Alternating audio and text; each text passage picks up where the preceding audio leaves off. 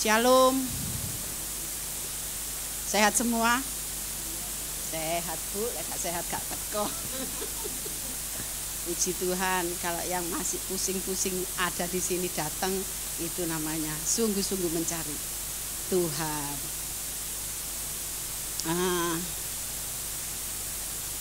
Tema bulan ini diambil di dalam Matius 22 ayat yang ke-37.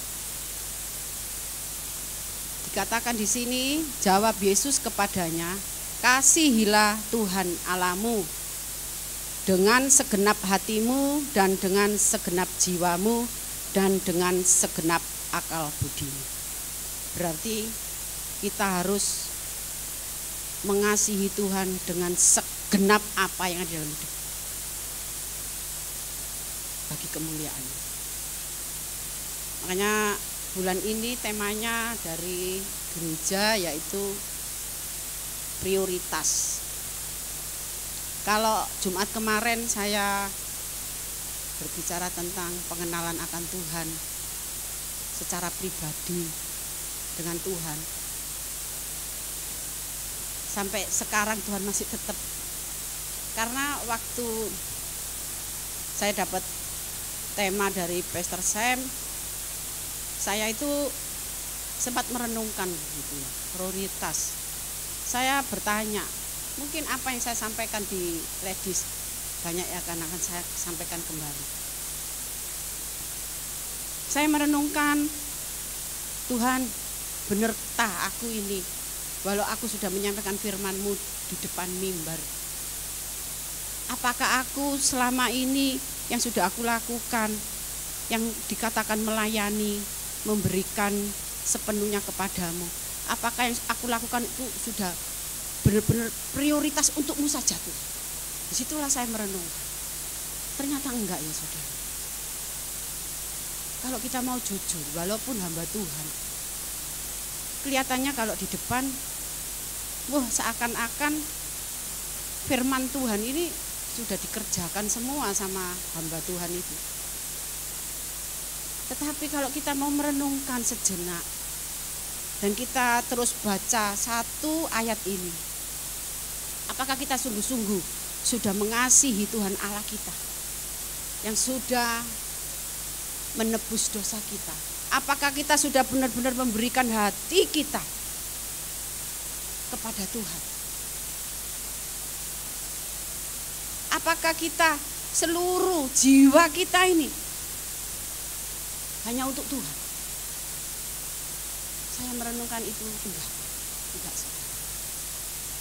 Justru saya masih sering mengikuti keinginan saya sendiri. Saya terkadang mengabaikan suara Tuhan.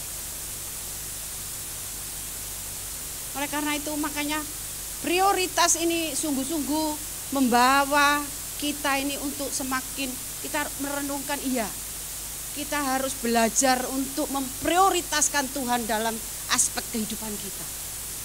Bukan hanya sekedar kita mengatakan,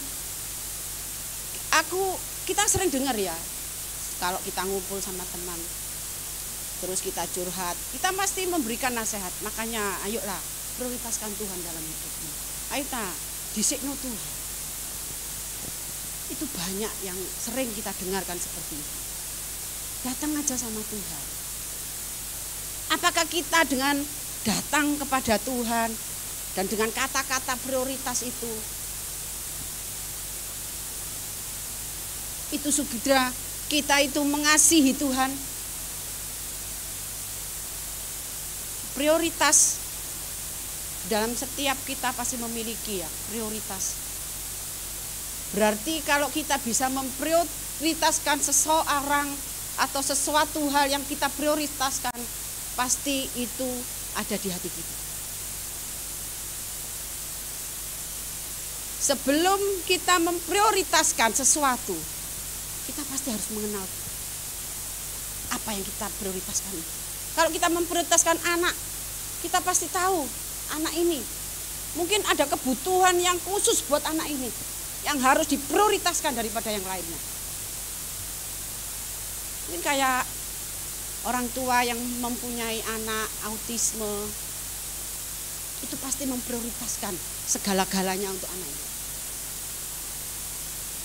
Dijaga makanannya, dijaga tingkah lakunya, jangan sampai mengganggu orang lain. Diprioritaskan semuanya, diberikan pendidikan yang punya duit ya, diberikan pendidikan yang terbaik. Prioritas. Begitu juga dengan kehidupan kita. Kalau kita sudah benar-benar mengenal Tuhan kita, siapa Tuhan kita bagi hidup kita ini. Tapi kalau kita cuma sekedar mengenal saja, tanpa mengenal pribadinya, kita tidak akan pernah bisa memprioritaskan dia dalam hidup kita. Prioritas itu enggak main-main ya. Ada yang memprioritaskan, aku mau memprioritaskan kalau gajianku ini perpuluhan untuk Tuhan, prioritaskan wis nasional wis gak mungkin harus langsung tak serahkan. Prioritaskan untuk Tuhan. Oleh karena itu, Bapak Ibu, sekalipun kita sudah dewasa, sudah tua kayak saya ya, umur sudah banyak, tapi tanya dalam diri kita sendiri, apakah kita sudah dewasa saat kita berhadapan dengan Tuhan? Seorang yang dewasa benar-benar bisa orang dewasa itu tidak mudah terpengaruh karena dia sudah dewasa. Kalau kita mau memprioritaskan Tuhan, kita harus apa? Terlebih dulu mengenalnya secara pribadi. Setelah kita mengenal secara pribadi, oh Tuhanku ini ternyata begitu sangat mengasihi. Kita semakin terus mempelajari, ingin tahu siapa Tuhan itu dengan membaca firman, dengan merenungkan firman-Nya. Dengan begitu Roh Kudus akan memberikan hikmat, menyingkapkan semua setiap firman-Nya, sehingga kita baru, oh ya, ini loh Tuhan itu. Kita sudah benar-benar, kita timbul ada rasa mengasihi dengan Tuhan. Sehingga kita bisa apa? Kita bisa memberikan hidup kita kepada Tuhan karena kita mengasihi, dan kita tahu Tuhan sudah lebih dulu mengasihi kita. Tuhan sudah mengorbankannya hidupnya untuk kita. Seperti orang tua kita mengasihi anaknya, karena itu anak-anaknya. Dia memprioritaskan anak-anaknya dalam segala hal. Orang tua yang mengasihi anaknya pasti memprioritaskan anaknya. Menjaga, mencukupi. Walaupun mungkin orang tuanya kekurangan, tapi anak yang dipikirkan terlebih dahulu, disediakan buat anaknya. Supaya apa? Anaknya bisa makan. Supaya apa? Anaknya bisa senang. Anaknya sehat, bisa sekolah. Walaupun orang tua ini tidak bisa ikut menikmati apa yang sudah disediakan, tapi orang tua tetap sukacita, tetap senang. Karena apa? Lega, anakku wis mangan rek. Jadi tidak khawatir lagi anaknya masuk angin atau sakit. Itulah orang tua. Manusia ini yang jahat katanya bisa mengasihi anaknya sedemikian, apalagi Bapak kita. Ayo, mulailah kita tuh merenungkan firman Tuhan. Mulailah bulan ini prioritas itu, mulailah belajar untuk memprioritaskan Tuhan, untuk mengasihinya, untuk mengenalnya dia lebih lagi. Kalau kita masih aku koyo ngene, ya apa te memprioritaskan Tuhan. Mari kita belajar.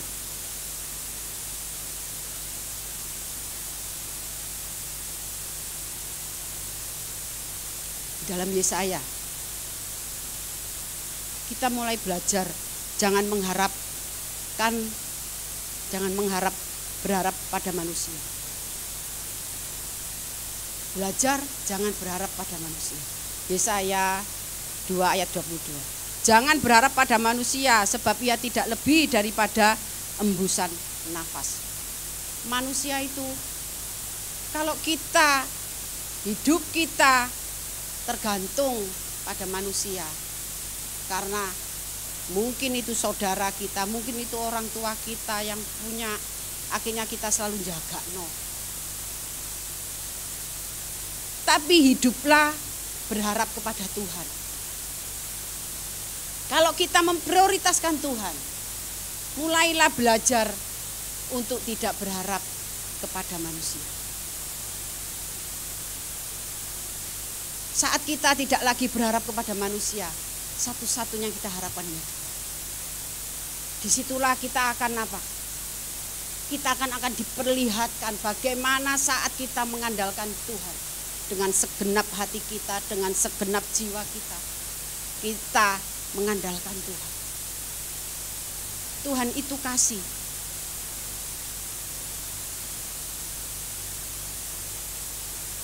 Tuhan itu kasih, saudara. Kalau kita datang kepadanya, Tuhan tidak pernah menolak.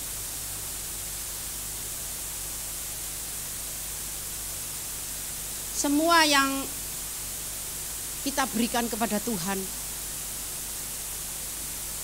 apakah itu hanya waktu yang nggak banyak ya,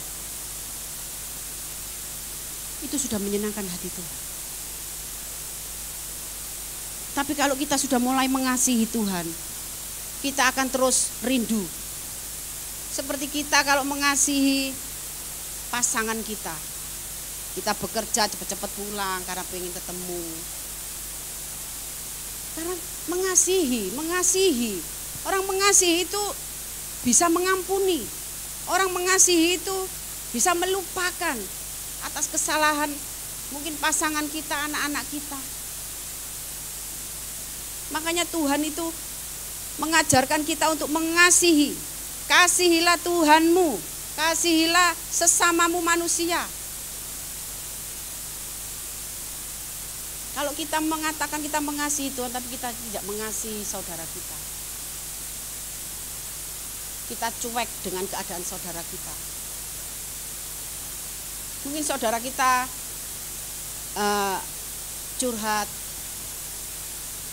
tetapi kita cuekin, males, paling-paling kok jadi duit, paling-paling kok ini. Itu enggak bisa kita mengatakan Tuhan aku mengasihimu. Umpama Tuhan itu bisa langsung kita dengar itu mungkin ya pret gitu ya. Karena dia tahu gitu loh, kelakuanmu, tahu hatimu. Tapi karena Tuhan itu kasihnya itu tidak terbatas. Sekalipun katanya Tuhan pret, tetap dia itu mengasihi gitu. Dia terus membimbing kita, ngajari kita. Saya sampai bisa seperti sekarang ini, itu karena proses Tuhan dan saya mau diproses. Terlebih benar ya, bulan ini prioritas itu, sungguh-sungguh saya itu, Tuhan aku mau Tuhan, ajar aku Tuhan, untuk aku bisa memprioritaskan Engkau dalam segala sesuatu. Kita harus memprioritaskan Tuhan itu bukan hanya sekedar kita datang ke gereja. Di dalam pekerjaan kita harus memprioritaskan Tuhan dulu. Di dalam pergaulan kita dengan teman, kita harus memprioritaskan Tuhan dulu. Di dalam segala apapun.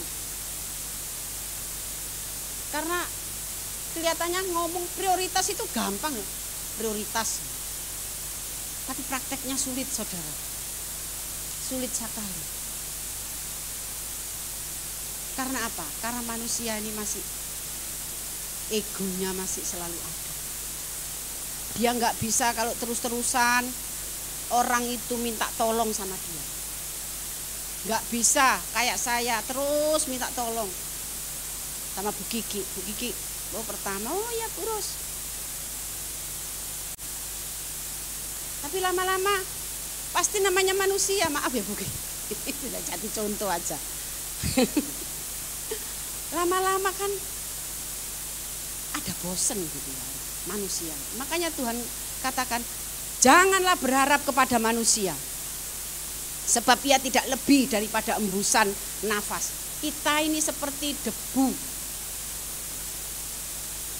Debu, kalau ada angin, jangankan angin yang besar ya, angin cuma bus, hilang sudah. Itulah kita. Kalau manusia seperti itu, kenapa kita mesti berharap kepadanya? Kita akan apa? Akhirnya apa yang kita dapatkan? Kecewa, sakit hati. Akhirnya apa? Keluar kata-kata yang enggak benar untuk orang yang enggak ngasih tadi. Dendam. Padahal sebenarnya dia enggak ngasih, itu kan urusannya gitu loh. Tapi karena kita itu pengharapan kita tuh kepada dia. Cuman dia yang bisa nolong saya. Sudah waktu di rumah jalan ke sana itu sudah harapannya tuh, gua aku ini terus pasti gak mungkin. Karena dia dulu tahu tak tolong. Kita akan kecewa. Akhirnya apa kalau kita sudah kecewa? Kita sudah sakit hati. Kita akan mengutuki dia. Kita akan nyebarkan fitnah bisa-bisa ke orang lain. Makanya prioritaskan Tuhan. Sehingga kita itu akan selalu mengandalkan dia. Bukan dengan kekuatan kita, tetapi dengan kekuatan yang Tuhan berikan. Tuhan sudah janji, saat kita datang kepadanya, Tuhan akan memberikan kekuatan baru. Mintalah maka kamu akan mendapat, carilah kamu akan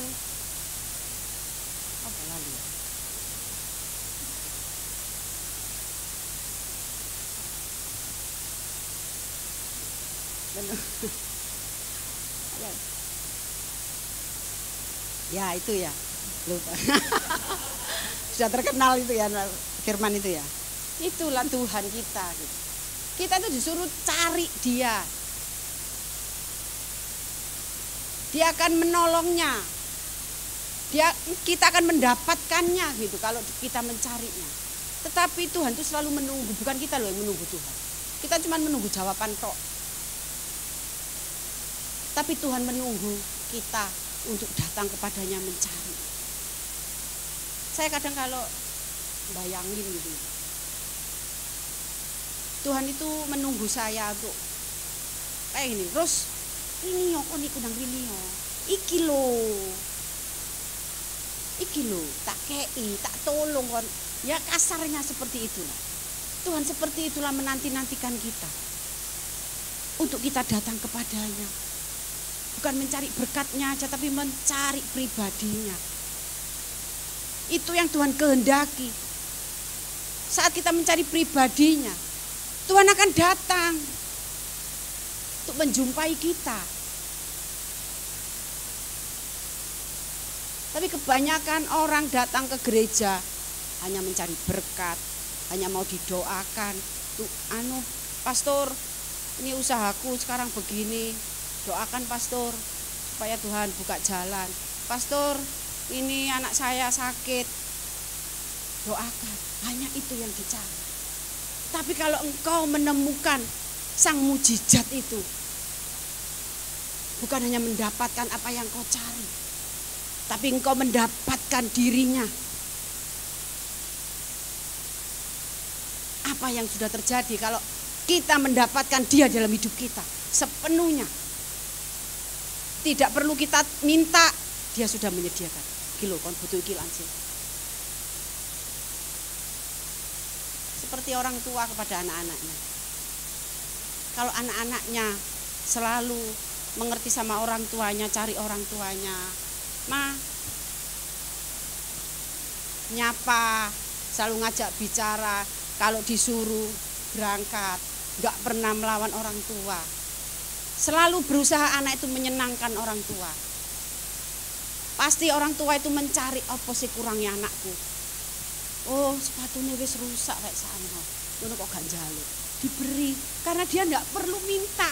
Dia sudah menyenangkan hati orang tua itu. Dia akan membelikan sepatu itu. Enggak perlu dia, mah aku tuh kono iki mah. Itu kebanyakan anak-anak yang apa? Anak-anak yang bandel. Dia mintanya ngotot. Minta harus cepat dibelikan. Kebanyakan kita sebagai anak seperti itu. Kita datang kepada Tuhan hanya mau minta.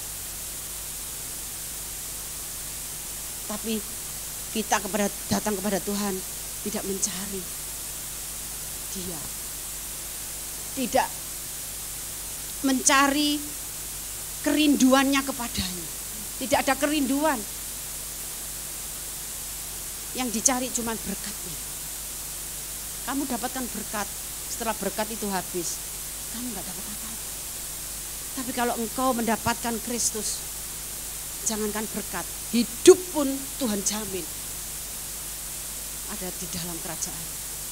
Mari kita mulai belajar. Kita nggak bisa ujuk-ujuk prioritaskan Tuhan, enggak. Kita belajar untuk memprioritaskan Tuhan, memberikan waktu untuk Tuhan. Sebelum kita melakukan segala-galanya, sebelum kita mungkin kita sudah berdoa pagi, kita mau keluar, belajarlah untuk Tuhan. Aku mau keluar sini ya Tuhan, lindungi Tuhan. Itu ada hubungan terus menerus sama Tuhan, terhubung roh kita sama Tuhan. Dalam setiap waktu belajar untuk selalu hati dan pikiran kita itu terhubung dengan Tuhan. Jadi apapun yang kita lakukan, di dalam Kolose 3 ayat 17 dikatakan, dan segala sesuatu yang kamu lakukan dengan perkataan atau perbuatan, lakukan semuanya itu di dalam nama Tuhan. Apapun yang kamu lakukan dan kamu perkatakan, akui itu semua karena Tuhan. Karena manusia itu biasanya kalau ada dia yang bisa menyelesaikan, lainnya nggak bisa, itu rasanya sudah bangga gitu. Ini gak aku sing ngenakno kamu. Gak mungkin iso, gak mungkin jalan. Keluar kesombongan. Padahal dia bisa seperti itu karena Tuhan yang memberi talenta itu. Tapi saya lupa ya di perjanjian lama ya. Tuhan memberikan bangsa Israel itu talenta-talenta ya. Ada yang pandai besi untuk mengerjakan bait Allah itu ya. Ada yang ada yang bisa melukis ini itu Tuhan berikan, sudah Tuhan berikan. Makanya kita ini tidak bisa sombong. Makanya Tuhan itu mau apa yang kamu lakukan, kamu itu berhasil, katakan itu Tuhan,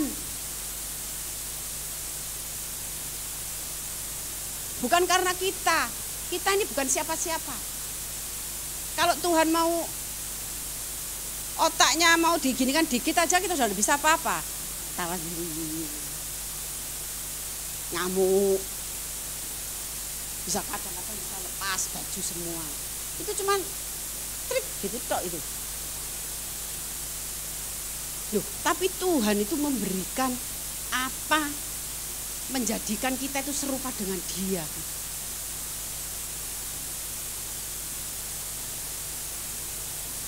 Kalau Tuhan seperti itu, kenapa kita justru memprioritaskan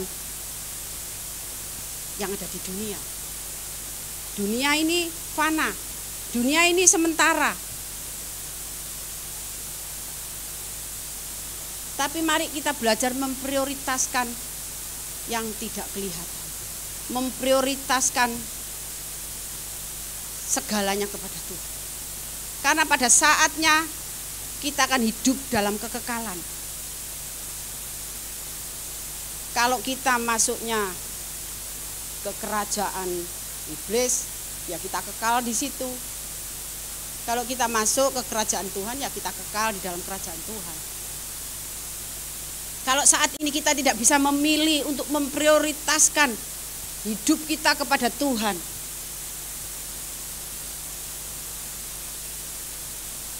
kita akan hidup dalam kegelisahan, ketakutan, kecemasan, sekalipun banyak duit. Kenapa saya bisa ngomong seperti itu? Saya dulu banyak duit, tapi nggak ada damai sejahtera.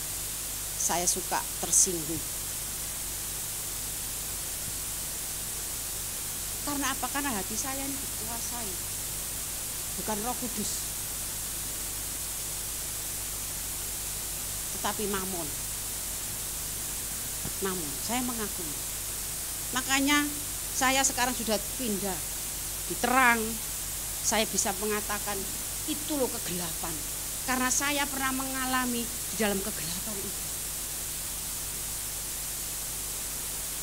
Saya enggak memberikan hidup saya kepada Tuhan, tetapi saya memberikan hidup saya kepada dunia. Untuk bersenang-senang. Dengan cara yang penting aku senang. Saya enggak malu mengatakan ini.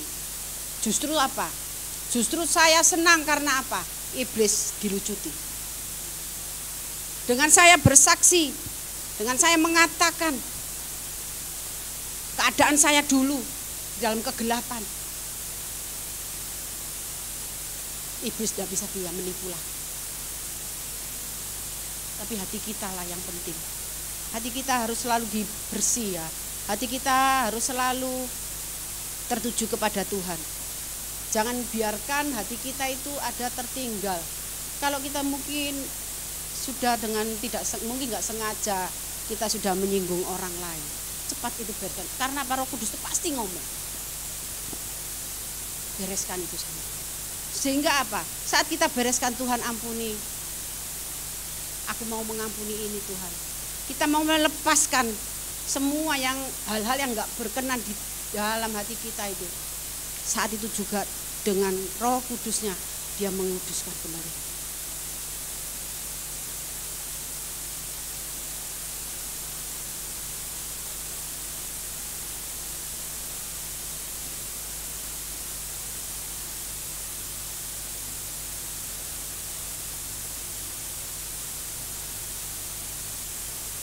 Ini juga dengan hamba-hamba Tuhan ya. Kalau hamba-hamba Tuhan mungkin sedang melayani dan dipakai Tuhan, bisa menyembuhkan, bisa mengalahkan setan, mengusir setan dari seseorang. Janganlah itu kita akui. Tapi di dalam Lukas 17, demikian jugalah kamu apabila kamu telah melakukan segala sesuatu yang ditugaskan kepadamu, hendaklah kamu berkata, kami ini adalah hamba-hamba yang tidak berguna. Memang benar, kita itu sebenarnya tidak berguna. Kita itu sebenarnya sudah binasa. Mama kalau Tuhan tuh sifatnya kayak ada manusianya gitu, dijarno wis timbangane kesel, wis bah. Tapi Tuhan itu saking mengasihi kita, dia tetap berupaya supaya anak-anaknya ini kembali kepadanya.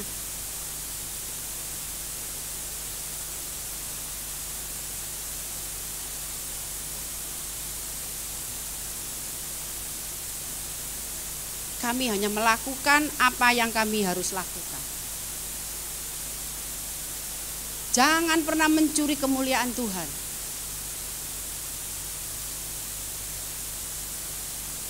Mungkin ini bukan untuk yang melayani, tapi juga untuk setiap kita.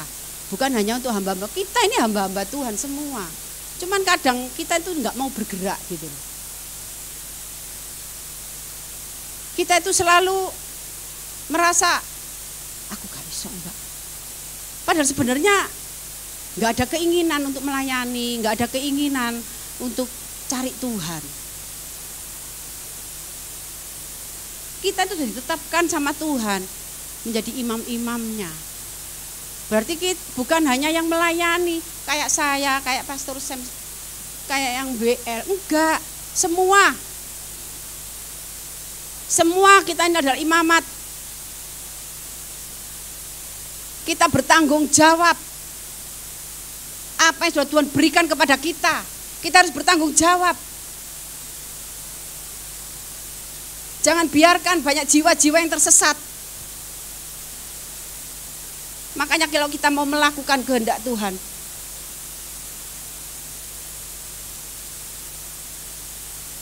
kita harus intim sama Tuhan. Kita harus melekat. Apapun, segala apapun yang kita lakukan, kita perkatakan, itu semua karena Tuhan. Sehingga kita selalu diingatkan gitu, bahwa kita ini bukan siapa-siapa. Jadi kita tidak bisa sombong. Makanya renungkan firman Tuhan ini setiap hari. Dan belajarlah kepada firman Tuhan. Karena firman Tuhan ini mengajar kita, mendidik kita. Kita yang tidak tahu menjadi tahu. Oh, ternyata aku salah ya dulu tuh. Sudah seperti itu. Firman Tuhan ini membuat kita itu memiliki pengetahuan. Karena apa? Dia mengajari kita. Kita tidak terus menjadi seorang yang bebal, cuek, gak ngereken, gak mempunyai kasih. Tapi firman Tuhan akan menunjukkan siapa kita. Firman Tuhan itu membuat kita itu kayak dikuliti gitu. Sehingga kita tahu kita sudah melakukan, iya Tuhan. Semakin kita melekat sama Tuhan, semakin kita merenungkan firman Tuhan, semakin kita itu dibukakan, kita itu semakin bukan siapa-siapa. Kita semakin kecil, kita semakin apa, segala sesuatu itu Tuhan, aku berdosa, Tuhan ampuni aku. Itulah kalau kita itu sudah mulai memprioritaskan Tuhan, apa yang kita lakukan itu tidak berkenan, kita sudah tahu. Karena apa? Karena Roh Kudus inilah yang sudah menyatu dan yang menguasai pikiran kita, sehingga kita tahu kalau kita sudah berbuat salah. Kita semakin kecil. Kalau ada seorang yang mengaku orang Kristen, dia pinter sembarang ya, pinter firman, menyampaikan firman, kayak apa. Tapi kalau dia merasa karena dia itu memang orangnya pinter dan dia merasa dia itu dipakai Tuhan, itu bukan hamba Tuhan yang sejati. Karena hamba Tuhan yang sejati memiliki kerendahan hati. Dia tidak bisa menerima pujian begitu saja. Dia tidak bisa merasa bahwa dia itu segalanya. Dia bahkan merasa dia itu cuman hamba, aku ini cuman hamba. Kecil, dia merasa kecil, bukan apa-apa. Itulah hamba Tuhan yang sejati. Tidak suka dipuji. Karena pujian itu akan membawa dia sadar dengan pujian-pujian dari jemaatnya, pujian-pujian dari hamba-hamba yang lain. Dia akan apa? Menjadi sombong. Dia akan merasa bahwa dia melakukan semua itu. Saat kita mulai hidup kita ini sudah tidak lagi peka kepada Tuhan, kita akan gampang diseret sama iblis. Saat kita mulai dipakai Tuhan, kita mulai sombong, Tuhan gak suka, Tuhan bisa undur. Dan apa yang sudah menjadi kesempatan, iblis menjadi kesempatan untuk dia pakai terus orang ini. Tapi siapa yang memberi? Iblis, karena iblis bisa menyembuhkan juga. Iblis itu malaikat terang yang menyamar, yang menjadi yang dia jatuh. Jangan pernah sekali-kali kita itu menyombongkan diri. Saya kalau pernah, tapi memang betul kok saudara. Kalau kita memang benar-benar roh Tuhan itu menguasai kita. Kita sombong, ya mungkin sombongnya itu gak sepiro jari ini. Tapi itu sudah mengusik hati saya, tidak ada sukacita, ada sejahtera. Aku gak Tuhan, aku sembunyi ya Tuhan. Kita kalau melekat sama Tuhan, kita akan peka akan kesalahan kita. Sekecil apapun, kita tahu. Tapi kalau orang sampai ditegur, pancet tetap, itu tanda tanya. Apakah hidupnya itu sama Tuhan, apa di luar Tuhan? Apa cuman mulutnya aja? Aku percaya Tuhan Yesus, aku percaya kuasanya. Tapi dia tidak pernah mengalami apapun dari Tuhan. Itu tanda tanya.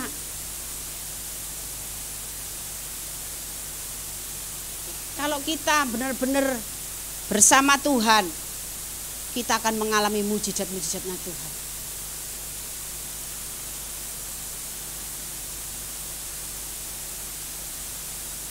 Bersukacitalah dalam pengharapan, sabarlah dalam kesesakan, dan bertekunlah dalam doa.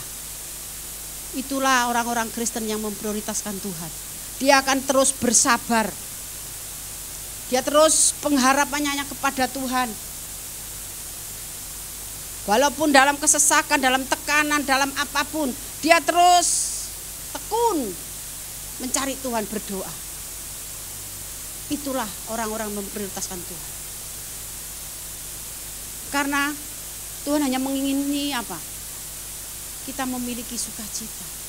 Kita memiliki damai sejahtera. Tuhan tuh mau kita itu selalu mengalami. Tuhan gak senang, Tuhan gak suka, Tuhan gak mau melihat kita itu terpuruk, sedih, mikiran hal yang sia-sia. Kalau memang kamu sudah gak bisa kamu kerjakan, kamu gak bisa menghadapinya, ya sudah, serahkan sama Tuhan, sudah gak usah dipikir, percaya aja.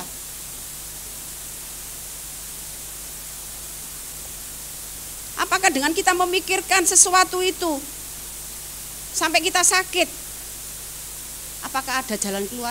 Apakah bisa terus mulai berubah? Enggak. Tambah semakin kita malah sakit. Apalagi yang punya darah tinggi. Kayak saya. Ya memang. Tapi karena kita ini masih memiliki tubuh ya. Tubuh ini kan bereaksi gitu ya. Dengan perkara, dengan masalah. Dengan suara yang mengejutkan, itu bereaksi gitu. Tetapi kalau kita ada Roh Kudus, reaksi itu hanya beberapa detik, sudah ditekan, tidak lagi. Dan itu saya mengalami hari-hari ini. Saya bangun tidur, sudah enak, pas ada waktu ya saya itu duduk gitu. Tiba-tiba saya itu teringat anak saya. Itu langsung ini ini kepala ini enggak apa-apa. Ini bisa kayak panas terus sakit berat. Terus sini linu kabeh. Waduh Tuhan.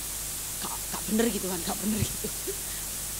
Saya langsung buka YouTube, saya bernyanyi. Saya menyembah, aku percaya Tuhan. Segala perkara dapat kutanggung di dalam Engkau Tuhan. Makanya Bapak Ibu yang mengalami sekarang ini, mengalami masalah, mengalami pergumulan, mengalami apapun, mungkin ekonomimu, mungkin apapun yang tidak bisa kamu tanggung sendiri. Percayalah, bersama Tuhan segala perkara itu dapat kita tanggung di dalam Dia. Karena Dia tidak pernah meninggalkan kita. Dia selalu menyertai setiap kehidupan kita, setiap langkah kita itu Tuhan yang ngatur. Kalau kita harus melalui apa yang tidak kita ingini, karena itu Tuhan mau, ya sudah lalui sama Tuhan. Kita nggak akan celaka. Jangan kita terus berhenti tidak membawa kita ke dalam kemajuan. Karena kita punya iman itu membawa kita maju, bukan mundur. Karena iman itu kita mengimani apa yang belum kita lihat. Tapi kita percaya bahwa itu pasti terjadi. Aku percaya itu pasti aku dapatkan. Kita maju. Jangan ngomong kita beriman tapi semakin kita mundur. Semakin hidup kita terpuruk. Mana imanmu? Pakailah imanmu. Mulai bangkitkan imanmu itu. Gak butuh iman besar. Biji sesawi aja. Cukup memindahkan gunung. Cukup membuat masalahmu itu bisa kau hadapi.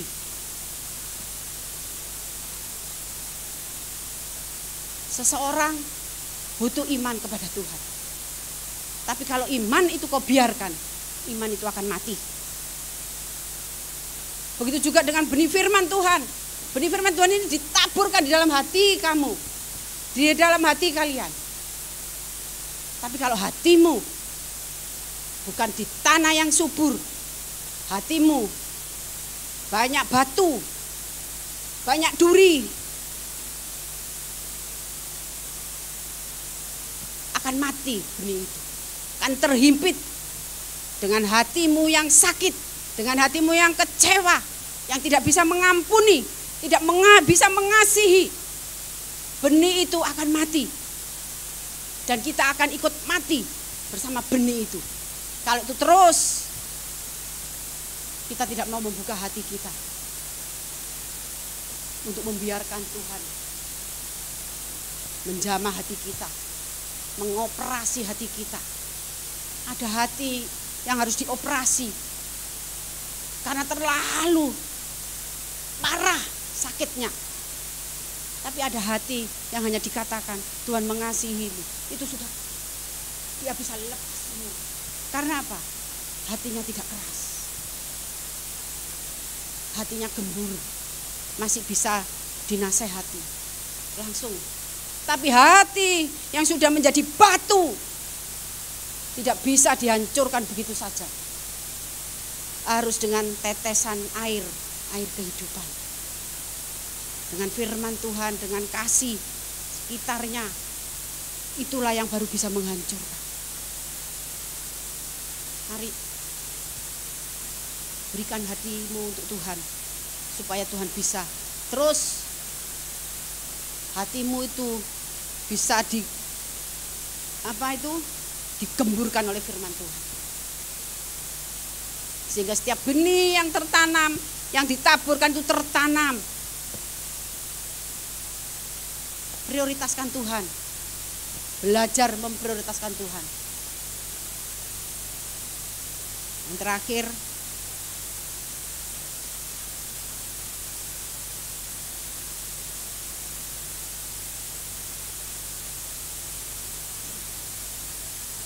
dalam Amsal 3 ayat yang ke-5 dan ke-6, percayalah kepada Tuhan dengan segenap hatimu dan janganlah bersandar kepada pengertianmu sendiri. Jangan bersandar dengan pengertianmu. Biasanya pengertian kita itu ini. BE.